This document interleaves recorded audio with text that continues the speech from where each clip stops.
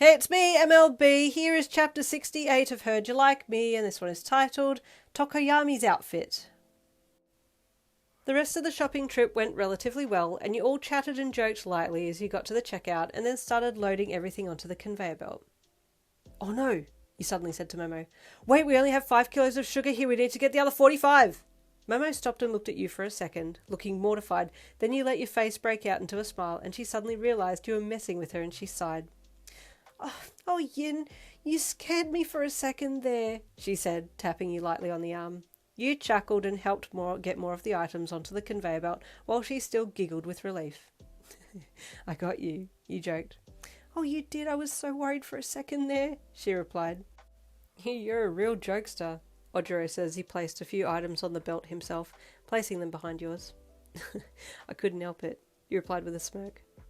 As you stood back and then walked through to the other side to help load the food into the trolley on the other side, you noticed a single chocolate bar at the end of the line, and when everything was scanned through, the checkout lady picked up the bar and scanned it through too. Wait, hold on, you said when she placed it down on the other side. Whose is this? You asked, picking it up. Koda held up a sheepish hand and you laughed. It felt like a snack, did you? You asked him. He nodded his head shyly, and you laughed again, and then quickly walked back through and picked out a chocolate bar from the rack at the checkout yourself, then placed it on the belt. Hey guys, get a chocolate, we deserve it, you said, watching with a smile as Ojiro, Sato and Momo all quickly ran back through and grabbed a bar each, and then placed it on the belt.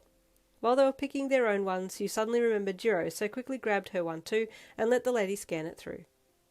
I don't know if we have enough budget on the school card to pay for everything, Momo asked with concern when she saw the total at the end. Whoops, you said as you leaned across and tapped your dad's credit card on the reader. Yin, Momo gasped. No, that's a lot of money. That's supposed to be paid for by the school. It's okay. I'll just invoice them, you shrugged with a chuckle. It's fine. Dad'll put more money on the card tomorrow. I'll send him a message and tell him why there's suddenly over $1,000 spent on 50 kilograms of sugar, you joked. Oh, Yin, Momo chuckled with a shake of her head. What do I do with you? But please tell Uncle that we really appreciate his help for the moment. I think the school card only has about 500 on it.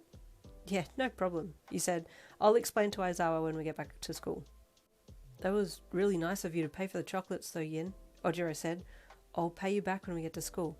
No, don't you dare, you said loudly, almost giving him a fright. I don't want any payments from any of you, you understand? You said with playful seriousness. If you pay me back, you'll have hell to pay, you joked. Especially you, Koda, you troublemaker, you said, pointing to him, and he gave you a worried look. I'm totally kidding, you're the sweetest guy, you said with a chuckle. All of you guys are so nice. You need to teach the French boys how it's done. They're all a bunch of giant phallic symbols, you said. Gosh, I can't even say harsh words in front of you guys. I feel like you'll all combust if I did, you said, and Sato laughed. We're not that delicate, he said. Oh yeah, no, I know that you're definitely not, you laughed. The way you muscled that oil vat. He grinned. Okay, let's get this stuff to the getaway vehicle, you said, nodding to Momo's family limo that she had insisted they bring to the shopping trip. The boys were all silent, so you tuned into their inner thoughts to see what they were thinking. I'm way out of my depth here, Ojiro thought. No one is going to believe that I went shopping in a limo. These two are way out of my league. This is crazy. Man, I still can't believe that we came in a limo, Sato thought. Oh, I hope we see that rabbit on the side of the road again when we go home, Koda thought. You smiled to yourself. It was a little excessive to bring the limo, I will concede, you thought. Once everything was loaded into the boot and one of the seats and the floor section of the limo, you headed back to UA to unload. Getting everything from the limo to the site kitchen was a bit of a mission, but once the rest of the class came to help, it was relatively easy going, and then you went to talk to Aizawa about the payment and message your dad too. He was fine with it and wished you all the best with your preps, as well as sending his greetings back to Momo, and you smiled as you put your phone away. I don't really miss France, but I do miss Mum and Dad a little, but I definitely don't want to leave here. I'm coming up to about 4 months in now, and I really love this class, you thought as you stopped for a second to watch everyone. They're all so nice. Just then Momo interrupted your thoughts by calling out for you and Tokoyami to come to her. I need to do some outfit fittings, she called. Your outfits are the most detailed. Do I get to see my outfit yet? You asked with excitement. Oh, sorry, Yin. No, not yet. I just need to double check measurements and check some colours against your skin tone, but you won't be able to see the finished product just yet. But you'll get to see Tokoyami's, she said. I'm excited to see yours, you said as Tokoyami walked over to you and Momo. I am excited also, he said with a nod of his head. Okay, well, let's get to it, you said, gesturing for Momo to lead the way, and so she did, leading you out and down the hall to the sewing and textiles room, where she had everything stored and waiting. There were racks of clothes and papers on the desk with measurements and colours written down, along with little fabric patches that were obviously used to compare to each other or used as reference, and you looked around at everything before Momo brought you over to an outfit hanging on the rack at the back, and you looked it over and then gasped in awe. Oh, sick, you hissed with delight. Tokoyami, this is going to be awesome, you added, looking across to him. He was just staring at it silently, in awe, and you had to stop yourself from grinning when you heard his inner thoughts. Through the darkness there stands one that holds reign above the others.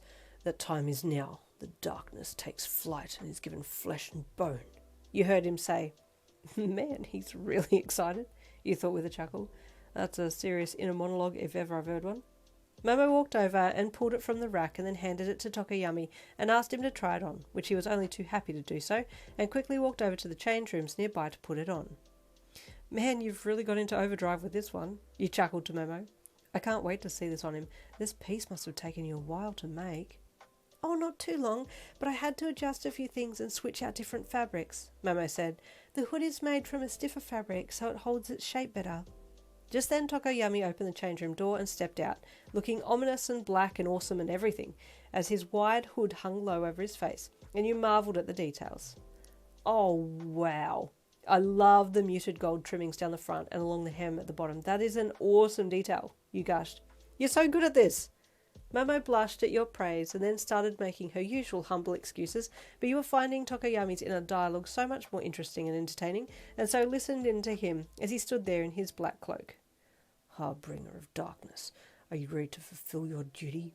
He asked himself. This is your purpose.